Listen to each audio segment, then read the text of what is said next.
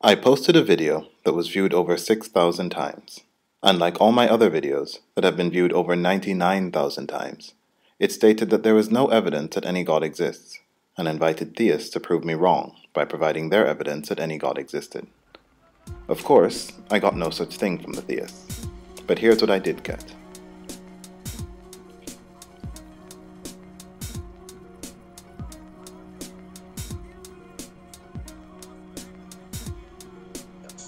One, what is the evidence for the existence of God? And two, what is the evidence against the existence of God? Now, with respect to that second question, I'll leave it up to Dr. Atkins to present the evidence against God's existence. And this brings us to the 11th lie the Christians tell and why they tell it, that there's no evidence either way. When Christians say that there's no evidence either way, they're admitting that they have no evidence for the God they'd like to believe in. But then they dishonestly pretend that, since there's no evidence either that God exists or that God doesn't exist, that either belief is reasonable. But let's take a closer look at that claim. The first part is true. There's no evidence whatsoever that any God exists. The second part's a bit trickier. Yes, there is no evidence that any particular God doesn't exist. But this doesn't say anything about the existence of any God. Calling attention to the impossibility of proving a God's non-existence is dishonest, because evidence of non-existence is an invalid concept. Think about it. What's your evidence that Smurfette doesn't exist? What's your evidence that Spider-Man doesn't exist? What's your evidence that fairies don't exist? The list of entities that are logically possible, but non-existent, is endless. Saying that there's no evidence either way is just a dishonest way of pretending that there are three categories of things. Things for which there is evidence of existence, things for which there is evidence of non-existence, and things for which there is no evidence either way. However, this is simply untrue. Because evidence of non-existence is an invalid concept, there's only two categories of things. Things for which there is evidence of existence, and things for which there is no evidence of existence. And gods fall, you guessed it, in the no evidence pile, with the fairies, the superheroes, and Smurfs.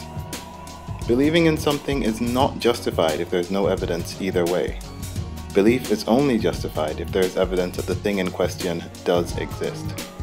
Anything else, and you're just playing make-believe.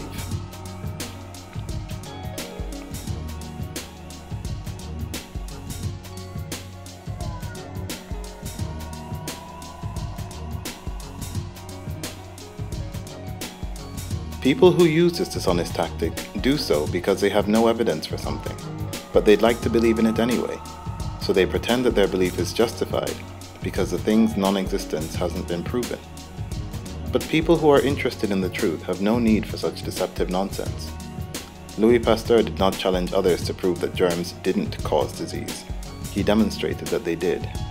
Henri Becquerel never asked anyone to prove that radiation didn't exist. He simply demonstrated that it did.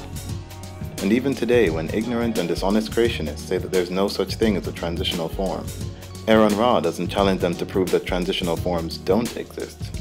He simply demonstrates that they do. None of these people have any need for the dishonest tactic of considering the evidence for non-existence, and none of them need to use the equally dishonest tactic of saying that there's no evidence either way. That's because the things they believe in are demonstrably real, and there's no need for deception of any kind. But the God Christians want to believe in is not demonstrably real. Christians thus use this tactic because they can't demonstrate that their God exists, because there's no reason to believe that this God exists, but they desperately want to believe in it anyway. For those of you who insist on using this line, ask yourselves honestly, do you apply this kind of reasoning across the board? Do you believe in fairies? There's no evidence either way about them. Or how about Smurfs? No evidence either way about them either. And is it that you don't see the double standard that you're using? Or is it that you don't care how much you lie to yourself or to others, so long as you get to believe in whatever unsubstantiated nonsense makes you happy?